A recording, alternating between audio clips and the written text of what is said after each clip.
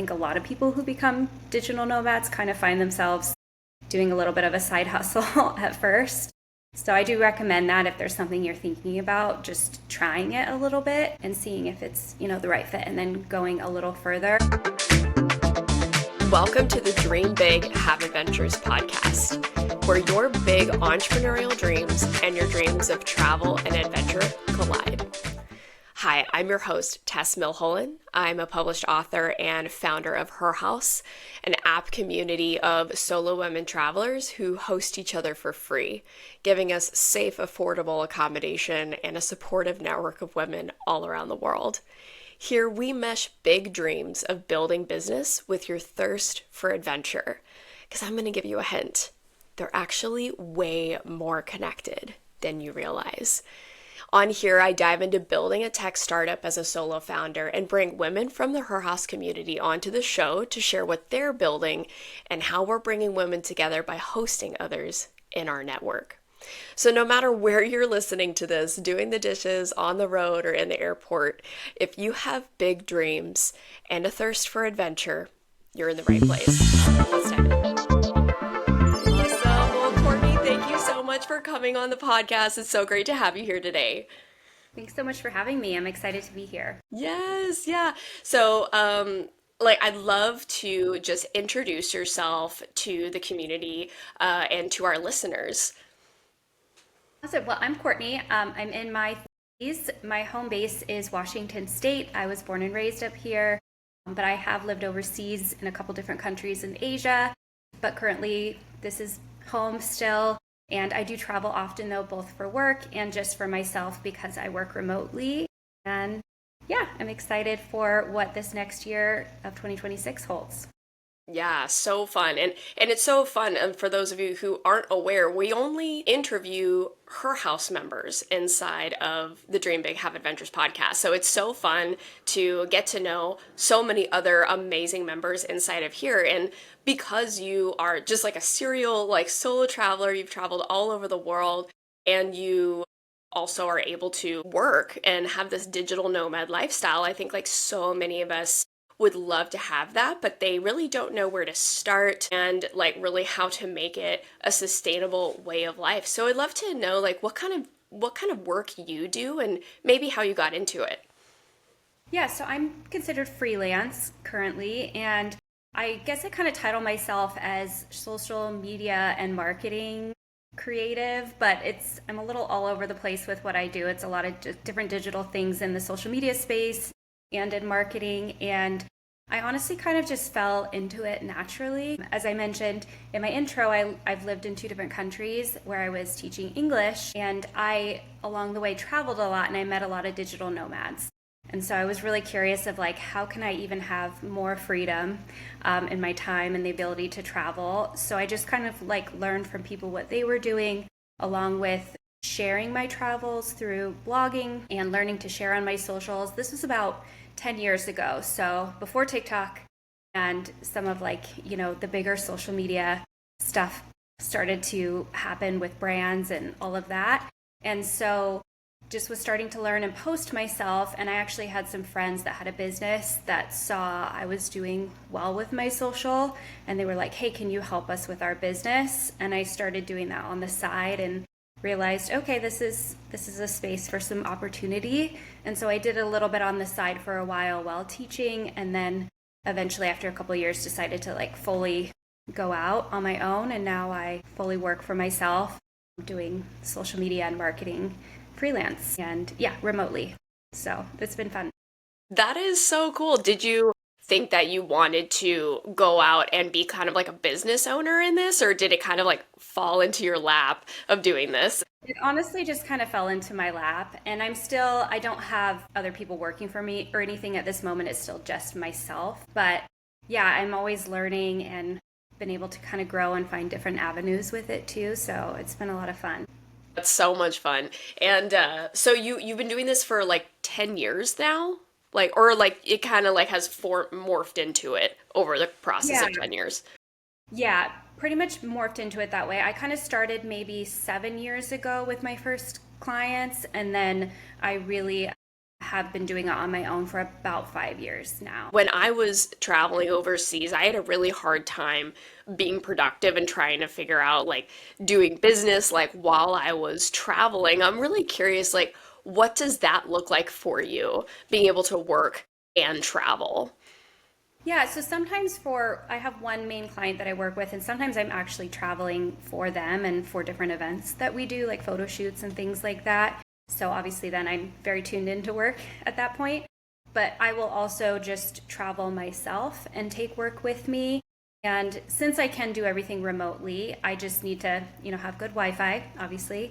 That's important, which that's not hard to do anywhere these days. So just so I can log in for meetings and things like that. And then for just the other stuff I do just kind of naturally am a little more self-disciplined. So that helps, like it's important to me for timelines and things like that. And also, I've done kind of the hostel lifestyle before, and it's fun, but it doesn't quite work as well for the type of work I do because I need quiet spaces. So I've just found ways to be able to stay in a place, where I can have, a fixed place to work and let me focus. That's important for one. And Google Calendars are obviously good, for scheduling things. Mm-hmm. Yeah. Practical thing. And yeah, I'm really motivated to help my clients and be very prompt with things and have everything on time. So I think a part of it's my personality, and then also just kind of finding different routines that work well. Definitely, definitely. You probably have to have some good routines and have space. So whenever you're traveling, do you stay in one place for a week or two, or how long do you normally stay in one spot? Yeah, that definitely makes a difference. I like to do, like, for example, I was just in Scotland for the month of October and I stayed in the same place for the whole time. And so that helps a lot. I do pet sitting is one of the things that I found is helpful, not only to have a set place to stay, a quiet place, but also making it more affordable to travel as well. So yes, I've done a little of both where I can move around a bit, but I just make sure, at least in the work that I do, I can kind of get ahead on things. So if I know there's a day that I'm moving a little bit more, even if it's a weekday, the nice thing about kind of getting to have your own schedule, I can kind of work ahead. So I know that I might be a little bit on the go. So I just kind of prepare myself in those situations. But yes, I tend to like to stay at least I like long-term travel as much as I can. But yeah, I like to stay longer term in places. It does make a difference because you can get more in a routine that way. And I found also that Europe is a little bit easier, at least for what I do with the time difference. Though I love Asia, I've lived in Asia. I still have meetings and things like that in US time.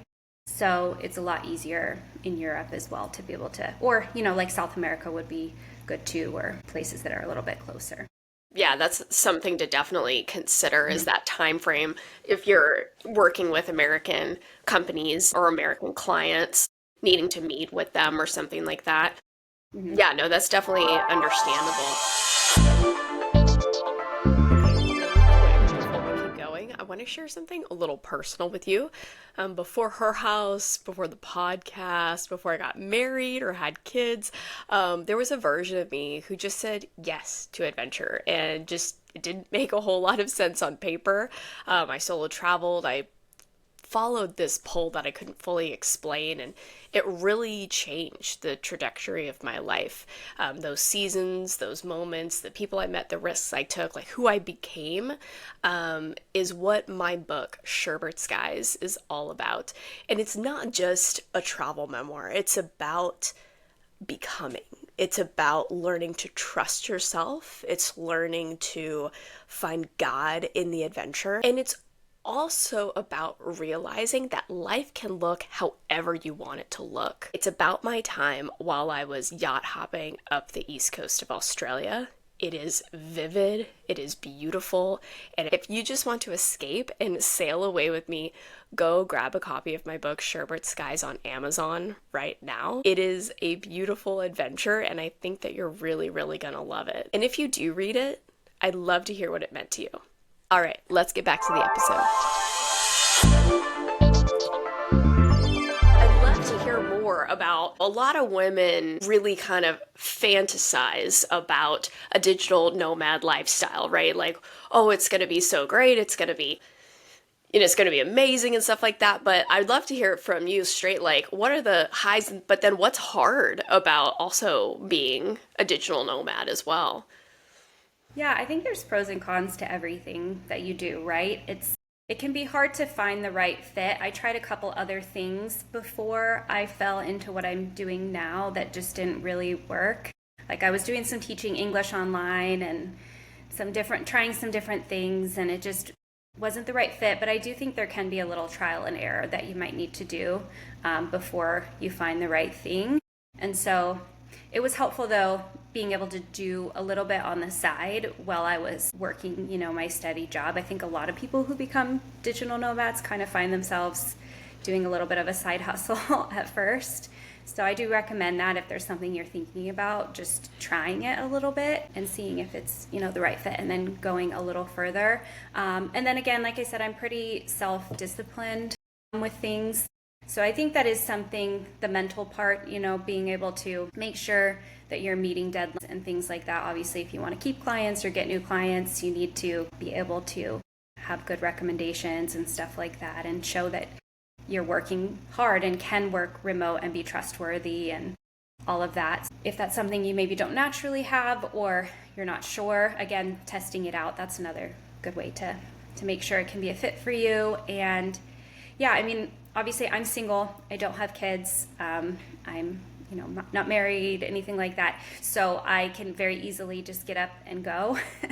And so obviously it depends, if you're a digital nomad, to be honest, I don't know if I could do it from home if I'm 9 to 5 every day, all day. Like having that work flexibility makes it exciting, because I think I would get bored, and I don't know that I would like it the same way as just working remote work from home, if that makes sense. So being able to have that flexibility, I think, can make a difference. But again, that can depend on your personality too, and what you prefer. It's just not always easy to be self-sufficient either. When you're your own boss, you don't always have somebody to turn to check in about things and stuff like that. And learning, obviously, like the back end of taxes and all that kind of fun stuff is a lot. Mhm. It's not simple. There are programs and things to help with it, but yeah, it takes a bit of a learning curve for that too. Yeah, like being an entrepreneur and being a business owner is a whole next level. I think when you're going out on your own, and it's an adventure in itself, but it's full on. So kudos to you for taking that leap and into that adventure of having your own business. Is it like an agency, or it's not an agency? It's just like Just yourself, right? freelance, basically. Freelance. Yeah. It's something that I could get into, but I've learned that also in this, that I really love more of the creative part over managing people. So there's definitely different avenues you can go. Yeah, totally. No, that's so awesome. And I know when I was solo traveling long term, I had a really hard time trying to be productive, or trying to, because I've always been like, have an entrepreneurial heart, so I was always wanting to work on something, whether it's like my travel blog at the time. And I think that it's really hard to keep that stuff up when you're like long-term traveling. But I think, like you said, having a home base for at least a few weeks, I think is really going to help give you some stability, give you some routine.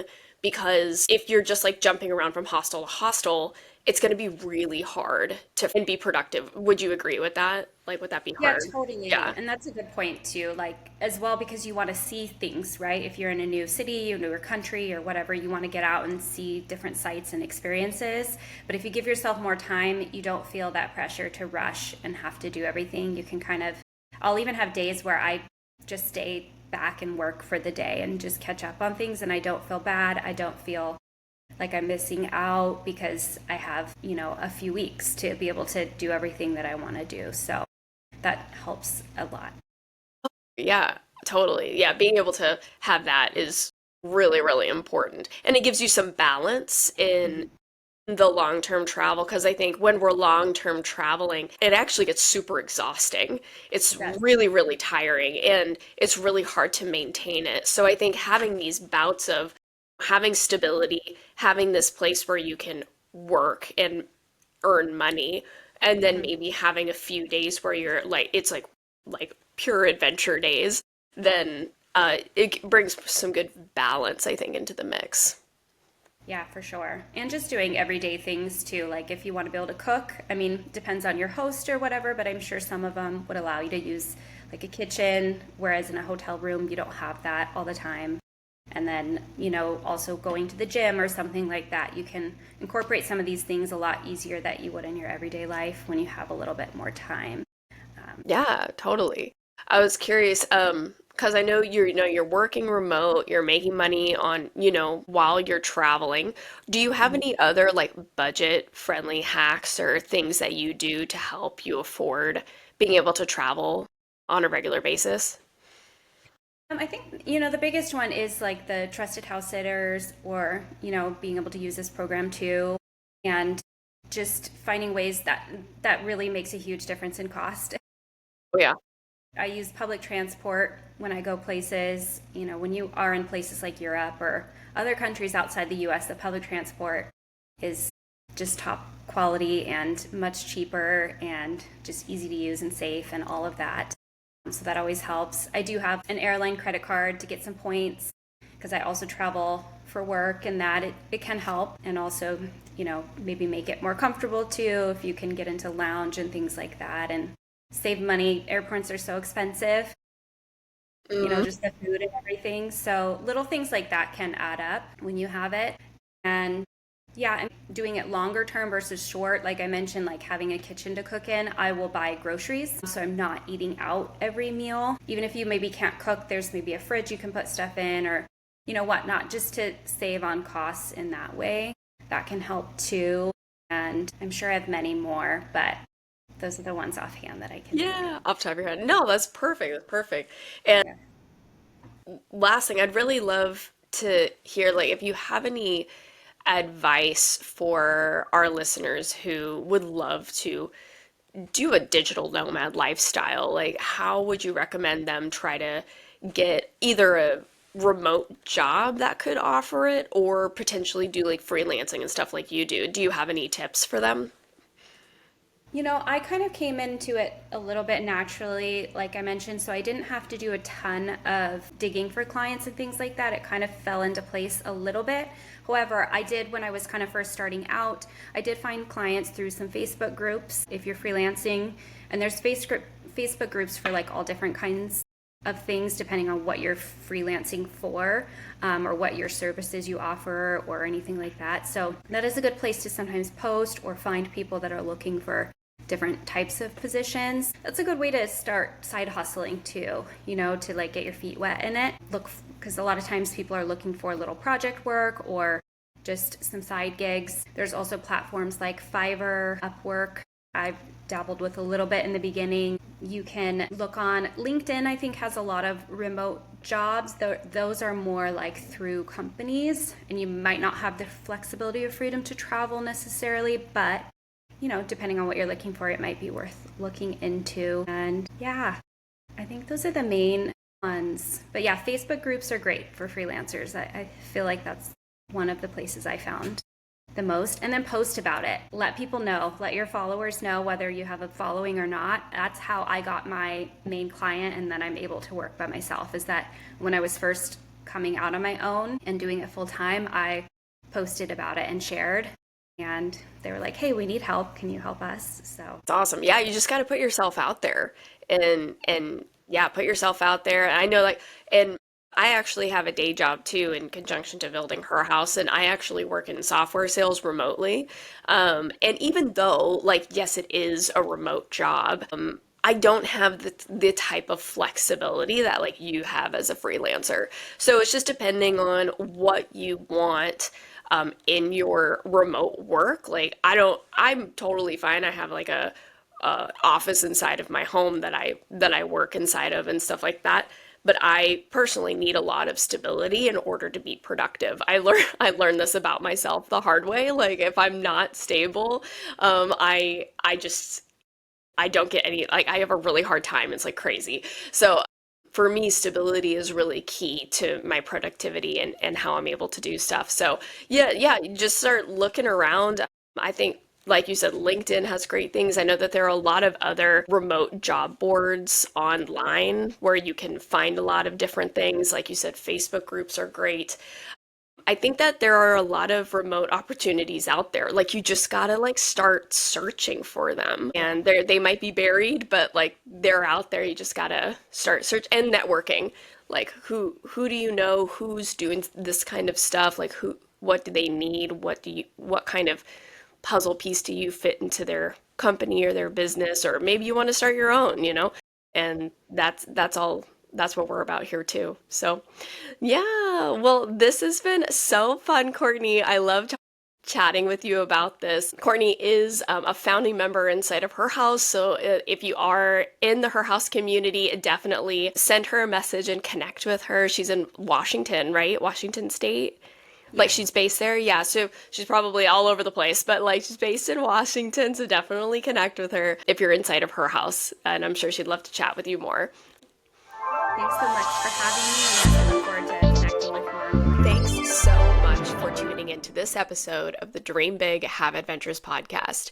If you enjoyed the show, be sure to like and subscribe. And if you're feeling generous, a review is a really helpful way to help us reach more listeners around the world. And if you're a woman keen for solo adventure but want a real community who you can connect and stay with around the world, come join us in Her House. You can download the app right now on Google and Apple, and you can check us out with a 7-day free trial. I can't wait to connect with you personally inside of the Her House network. And until next time, keep dreaming big and having adventures. We'll see you out there.